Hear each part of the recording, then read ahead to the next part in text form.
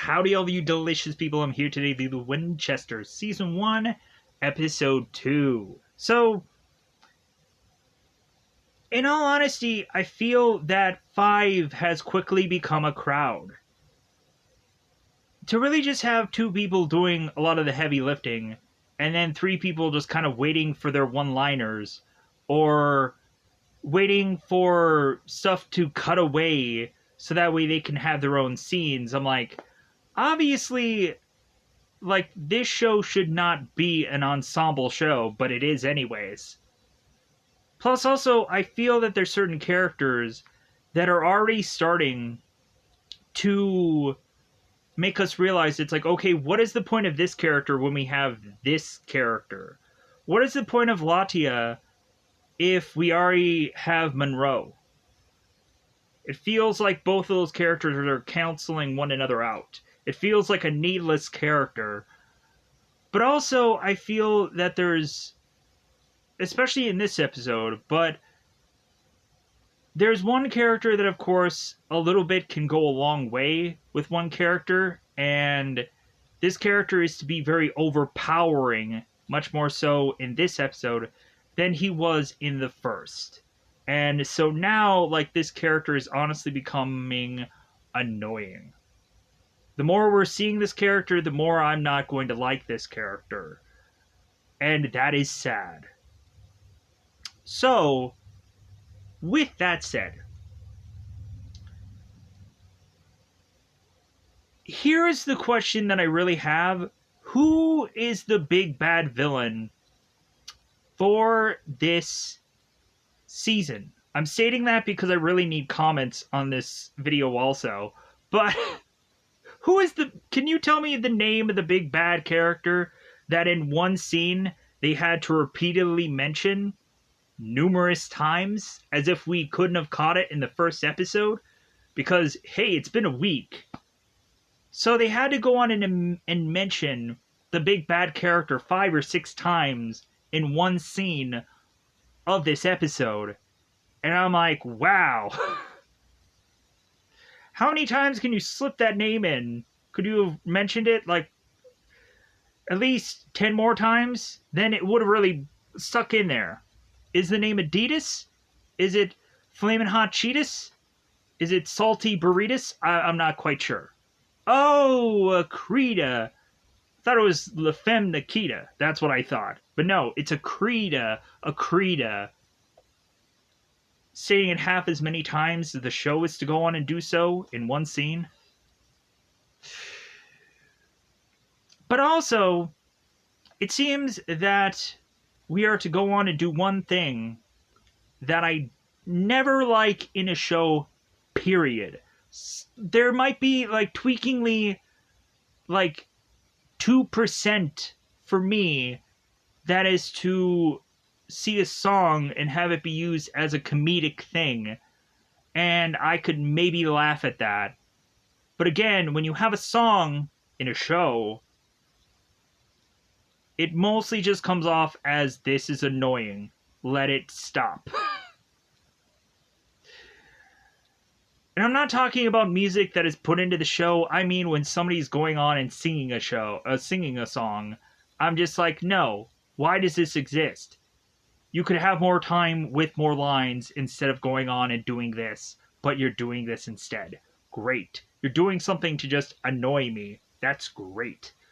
So, with that said, this episode is to probably just go on and be a much more supernatural-like show than the prior episode was, because whatever the heck that was, a show that is also still trying to do a CGI thing that they obviously cannot go on and do. So stop doing it. Stop trying to do CGI. It's not working. It comes off as if you can't go on and show this thing right up into the screen, then don't bother. Then don't bother. You're just wasting money on a show that people aren't exactly certain they're going to like. And they're blowing money on the show like nobody's business. for a show that could turn around and just state, like, well, yeah, like, this show really flopped. We spent too much money on the show. Really? Because it comes off that way. That you're spending way too much money on a show that isn't really that good. So you should probably spend more money on quality writing rather than CGI garbage that you couldn't really see what exactly it really is. Because that is Supernatural for you right now. That is the Winchesters for you right now. Because, funny enough, we've already had a number of people that are just like Supernatural wikiing things for the show. And so it's like, hey, like, don't have it be like the Winchesters wiki. Like, Supernatural and the Winchesters are all just its same thing now. If you just go on and you search like the Winchesters or Supernatural, it just comes off as the same thing now. It's confusing to try and search for things on Google. It's great. So, it's great. So, with that said, let's go on and tee up this episode. So, we go on and have at the very beginning of this episode, we have Barry, who seems to be going to a commune with a girl named Maya. Drastically going on and getting some drugs, because this is 1972 in Topeka, Kansas, and we have to go on and promote drugs on the Winchesters show. Because we so much did it in the Supernatural show. It was like every episode, Dean was just hammering away on all the drugs he could go on and find, right? So, because some people might not go on and notice that it's 1972, they'll just realize, oh, the show is promoting drugs. Wow. So,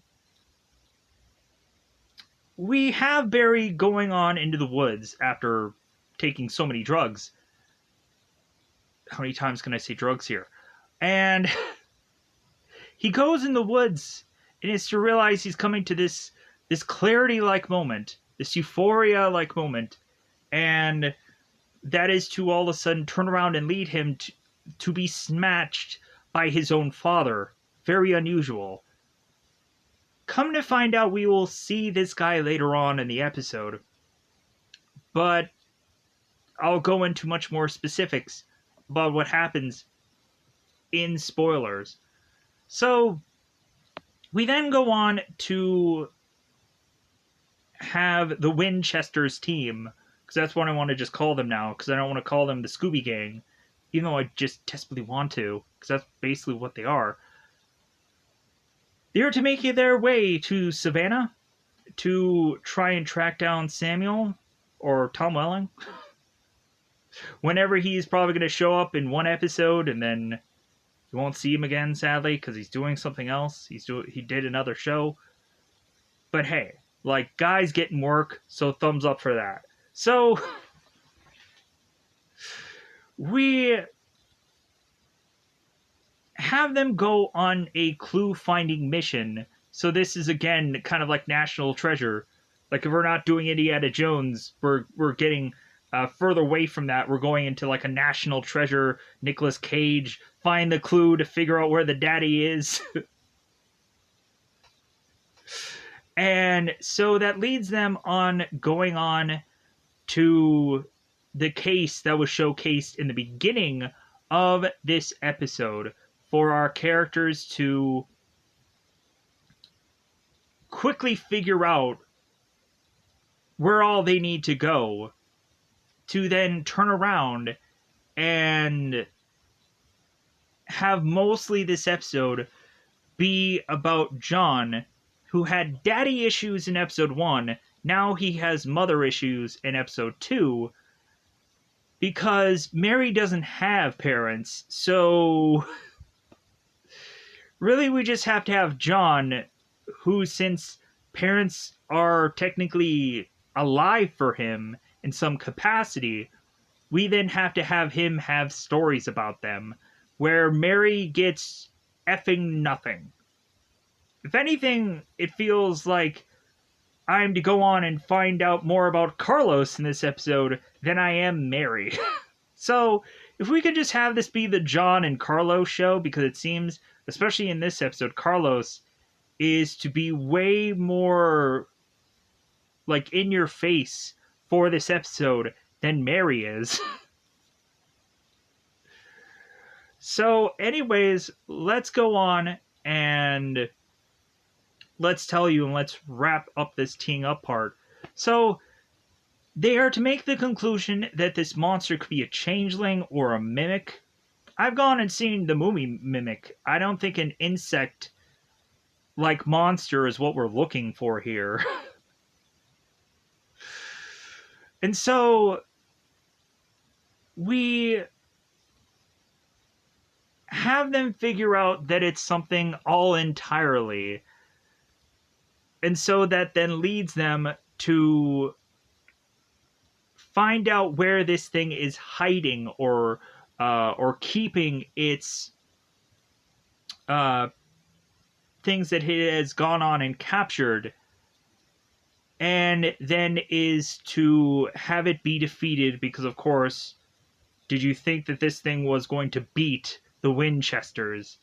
I don't think so. So, with that said, let's go into the double 5-time territory. It's about that time yet again to go into spoiler time. Spoiler time. It's about that time again to spoil this episode. Oh, we also have goofy things that come towards the end of the show. Like a guy in some cloak and some monsters. Sure. Whatever that means. Whatever you guys don't really want to go on and explain it all in this show of who or what things are, that's fine. Whenever we can go on and dissect and figure it out somewhere down the road, that'd be great. Wonderful, right? So, like, man, I felt in the Supernatural show, like, I learned so much. Whereas this show, I learned so little. But hey, whatever CGI crap that you could just put out this week, because you just gotta keep blowing money for a show that's really not that good. So, let's go into that double 5. It's about that time yet again to, of course, go into spoiler time. Spoiler time, it's about that time you spoil this episode. So, we have Barry and we have Maya, who are in this commune in 1972 in Topeka, Kansas, because we don't legitimately have one scene of Dean in this episode. So, no clickbait this episode, right? No clickbaity thing. Because Jensen Ackles is going off and doing Big Sky or 30 other different projects that he's doing. So, as well as him producing this episode or producing this show for whatever reason. Because, man, is it going just gangbusters. So, we have Barry and Maya, who just came out of this time of which that they have gone on and gotten drugs. And we have Barry come to this euphoric moment that he needs to go back and talk to his dad and finally come to terms with him. And all of a sudden, while both Barry and Maya are in this forest walking around, Barry all of a sudden is to see his father and is to get closer to his dad, but then realize that this thing really isn't his dad. Instead, it is to, on the fingertips, have these seemingly branch-like fingertips to go on and grab Barry and tie him up for them to disappear. So, we then transition to Savannah, where we go on and have the Winchesters team make their way to some compound that seems to have had certain information that I guess Samuel had already gone there and taken.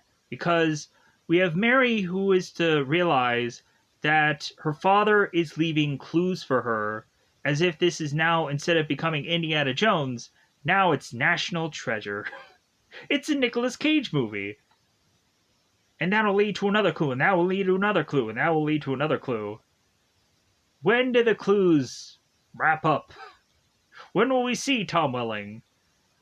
If only he could have just had some pen and paper and just stated, "Hey Mary, I'll see you next week. I think I'll have fun doing the cameo that'll just briefly be on the show for. Catch you later, Tom Welling."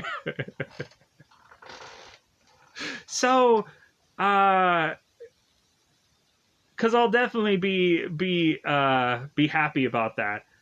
So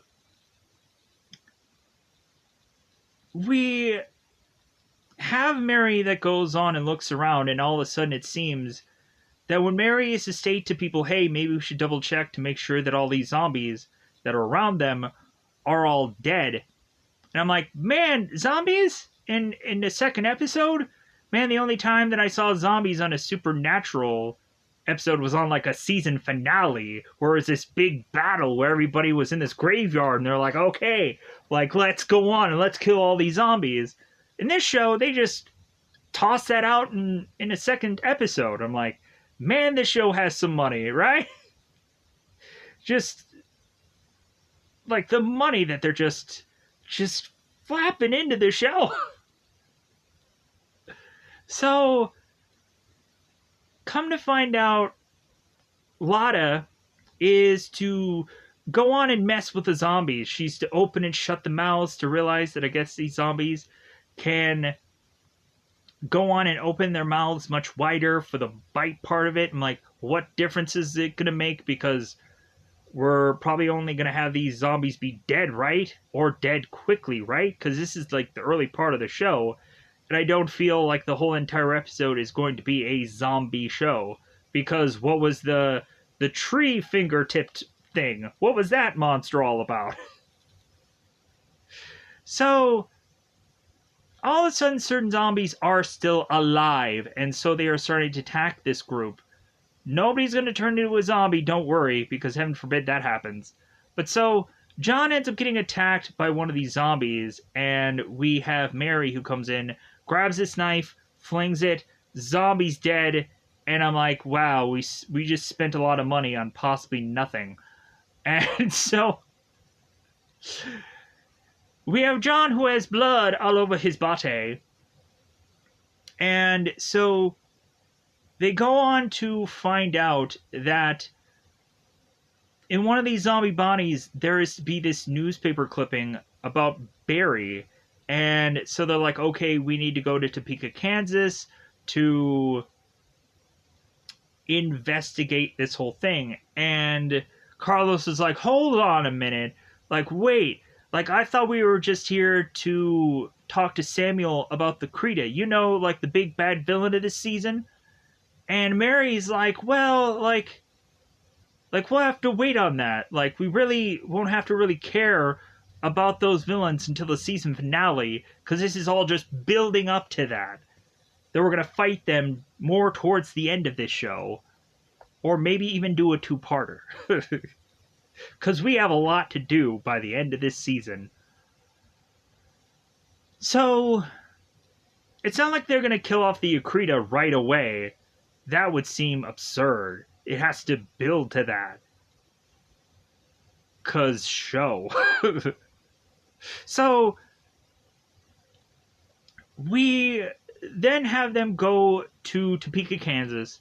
And so, we have a moment where both Mary and John are having their moment on their own, thank God. One moment alone with the two of them. It's amazing, right?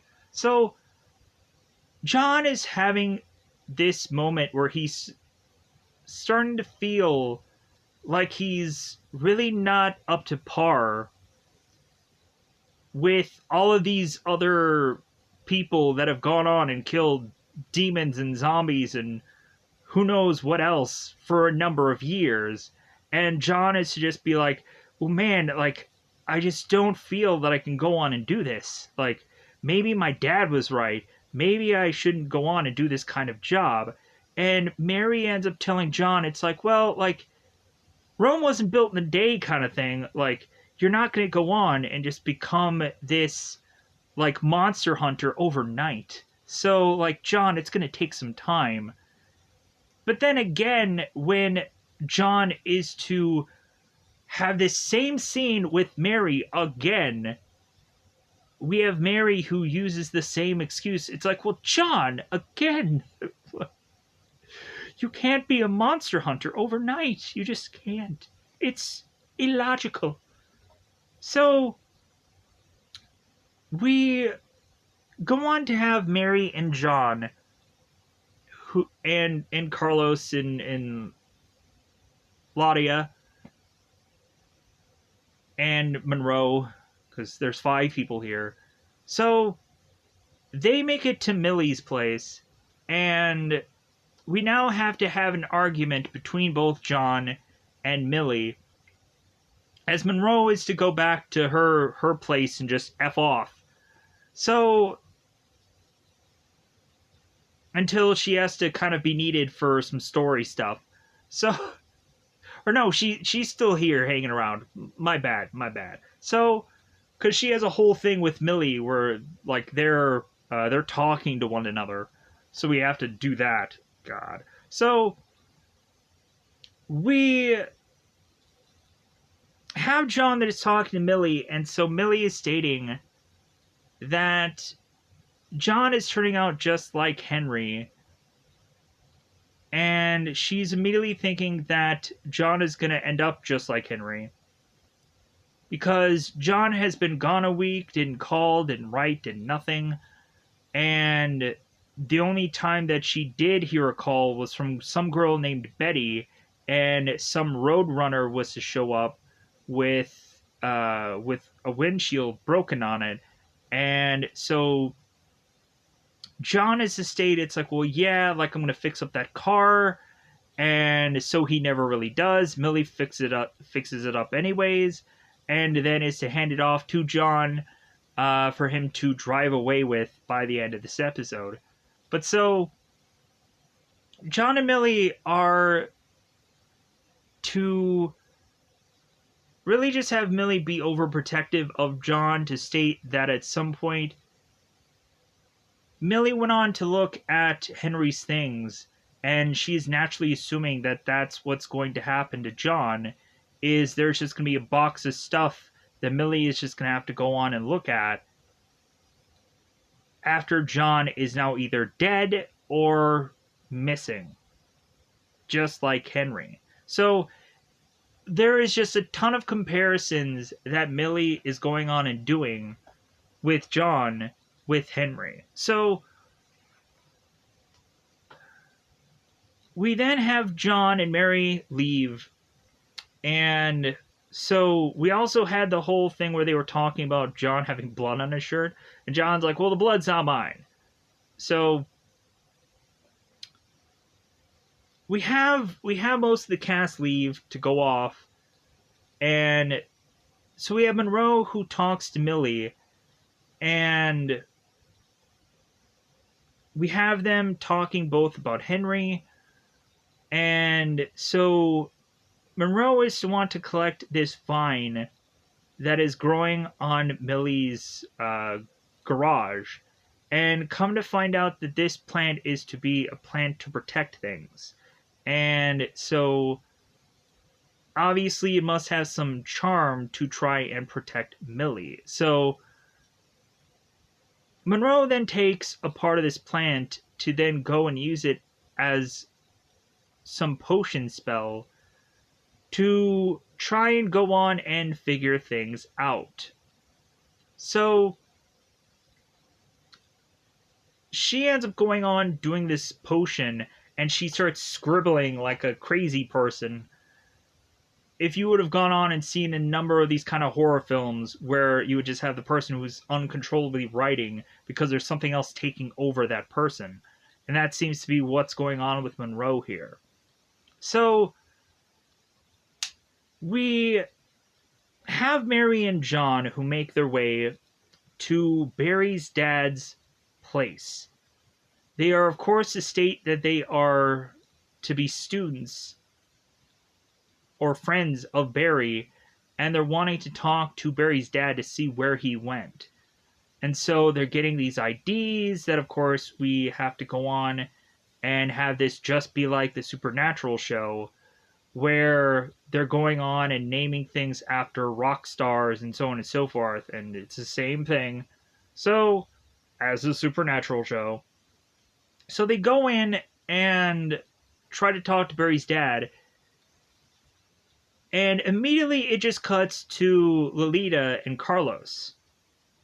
And so Lolita is asking Carlos, like, well, hey, like, who do you think the Betty girl was? Must be some ex-girlfriend, right? And Carlos is just like, well, I don't know, but, like, you know what, I'm just so used to, like, being the only one that's the singer in the band, and it feels like now that I'm working with other people, like, so, like, write him off then. Write him off. Figure out a way to just say that he needs to go on his own because he likes to run solo. So go on ahead. Just have him like do his own separate little thing on the show and leave him by himself. And then if he dies, he dies. If you keep him, you keep him. But like I could care less. So Mary and John come back to find out that Barry had gone to a commune in Harper's Ranch. So when immediately they hear the word commune, they're like, oh my god, you know what this means? And we have John who's like, what? And so we all of a sudden have Carlos who is singing the song Age of Aquarius. And so I'm like, okay, like, I know there's a whole movie that goes on and plays the song Age of Aquarius, but I could have never have gone on and ever wanted to watch that movie. I know it's very iconic. I know that I should probably see it at some point, but I couldn't be bothered right now. There's other pressing things to go on and watch, like the Winchesters. So we then transition to have all of our characters make our way to this commune. And so we have them try to go on and talk to Maya, who is to state where exactly they were when we would, of course, had Barry got collected by this thing. So they go on to go to that location, and that leads them to see these specific flowers. And so we have Latia that is hearing all these guys go on and say that, well, it's a mimic, it's a shapeshifter. Maybe we just need to go on and find copper somewhere. And Carlos is like, well, the one metal that I don't have in my van, because I don't like copper, I don't like pennies. So we immediately had John, who figured out that there were copper pipes, luckily in their hotel. Lucky for them, right? So we have Ladia that ends up calling Monroe, because again, we have to keep adding this character into the show. Both Ladia and Monroe. So Ladia's asked, like, well, hey, like, I know I've probably seen this flower in a book before, but if you could help me out. So Ladia starts explaining this flower, and so Monroe goes on to state that it's from Colombia, and that is to go on and have, of course, Ladia have a book for this flower, because she is to go on and have a lot of books, which she states that when Carlos is like, man, how many books do you have? And she's like, I have a lot of them. It's like, okay, all right. For every situation, I guess. So we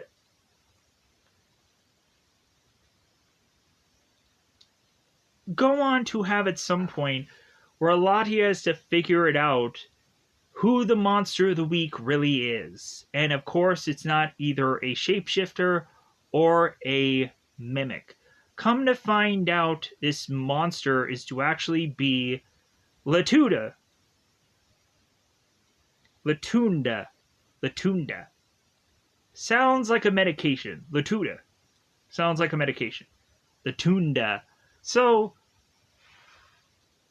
we come to find out that this parent had been gone on and been abusing its children, and so its children had gotten back at this woman, but then had realized that this woman had turned into some monster, Latunda, and so come to find out this monster is going on to take all these people and have them as her children that she at some point is probably going to go on and kill somewhere down the road by the end of this episode. So we have John that ends up going back for these copper pipes, and while he's there, he all of a sudden is to see a knock on the door, because Monroe is to give Millie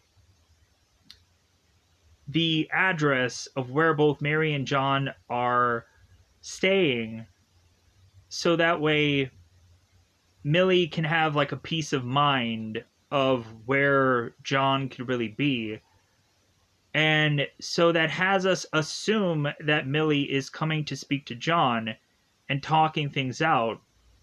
And so at some point we have Millie coming up with a conversation that Henry was to have gone on and trained Mary at some point, and that Henry could never go on and accept what John was doing, and so on and so. So the further and further we go about this, the more John is to start to realize, the more Millie's talking, the more she's not to make sense. And so John then is to realize that this is the Latunda, and is to try and attack her with this copper. And we have Latunda that is telling John that she is not a shapeshifter, she is not a mimic. And so we then go on to have Latunda that tries to attack John. And so we then go on and have John, who ends up just like everyone else that Latunda ends up collecting. As we go on, we have Carlos and Mary and Ladia that end up coming into this room far too late to then realize that there are flowers upon this room, realizing that John has been collected. So now we have our characters, Mary, Ladia, and Carlos, who need to figure out where Latunda is hiding all of these characters. Barry, and also we had a guy named Clyde that it seems that they were to think that this guy was suspicious, to the point of them thinking, well, like, I'd obviously seen this this chain before this guy was wielding, and like the symbol that he had on there looks so familiar. So Clyde is to start to go on to talk to these guys and talk about the commune, and at some point he ends up separating with a girl named Leia, and he of course was to talk with the Winchesters about a sister Bernetta, or Burdetta. Burdette? Bernadette. There we go. So that of course was to be his guardian compared to anybody else who had legit parents. So when Clyde is to go off into the woods with Leia, he ends up getting grabbed by this nun and to be taken in like all these other people are. So we have Carlos and we have Mary and we have Ladia that are to find out that Mary was to have Clyde gotten captured. And so they go on and they figure out exactly where this hideout is while John is going on and being held captive in this area within this like massive tree. So we have Ladia that is to appear as certain people's parents and are going on to then kill them off now. And so John ends up trying to go on and break free. And then when he does, he's trying to go on and face off against the Latunda. And by that time, we have the rest of the team that kind of breaks in and is like, hey, yeah, like we figured out where he is. All right. So John is trying to get and fight off this character, but it comes off that Mary gives and delivers the final blow to kill this monster off. So we luckily are to save most of our characters here. Even John, the guy who's the poster guy that we naturally assumed he wasn't going to die. So we are to then have John, who realizes after this mission is over that he needs to go on and talk to his mother. That he needs to, like, talk things out, make amends, or whichever. So John goes on to see Millie, and so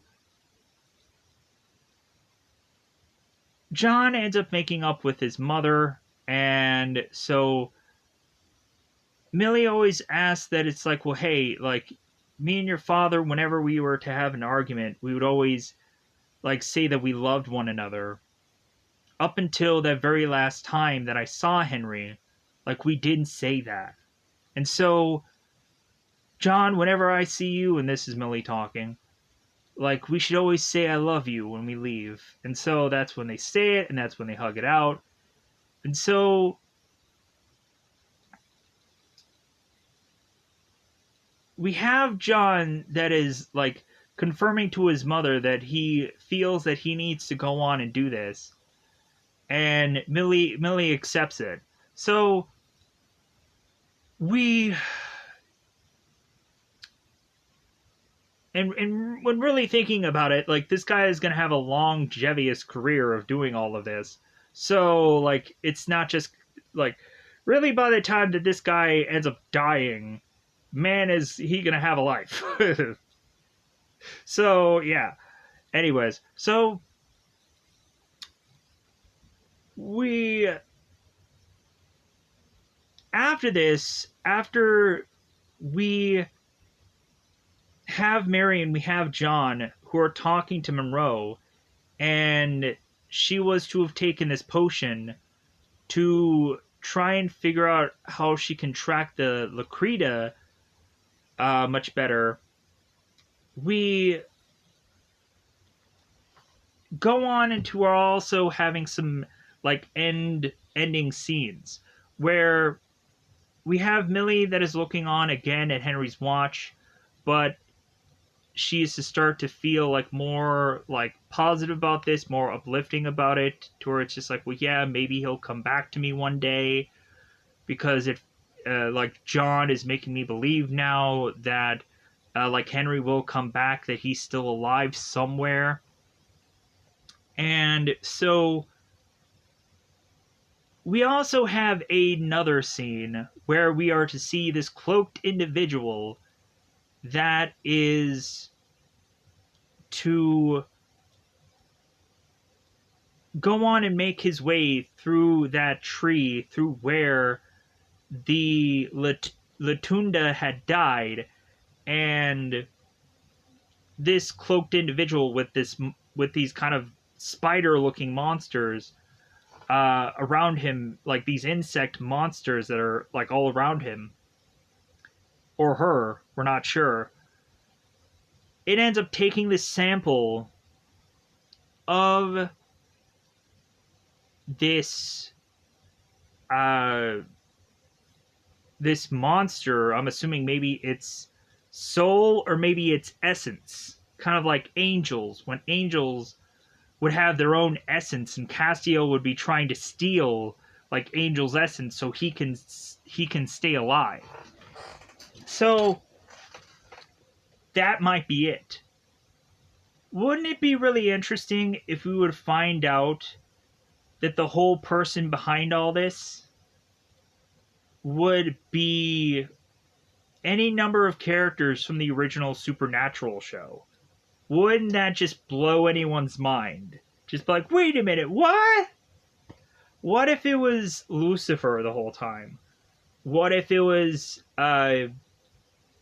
Crowley the whole time? What if it was like Sam or Dean the whole time, and it would be the massive surprise of like, oh my god, like that, like, because since Dean has gone on and done all kinds of time travel and whatever, they could do a whole story where they could have gone on and time traveled, because it seemed to have worked numerous times in Supernatural where they've done time travel like stuff.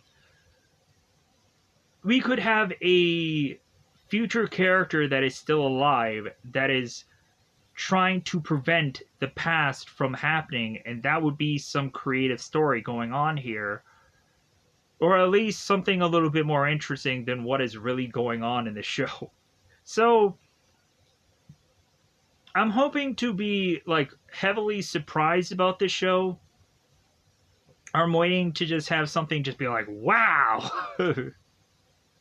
what a reveal! But I feel that that is not going to happen anytime soon. So with that said, I'm going to get out of here. Goodbye, everybody. Bye, everybody.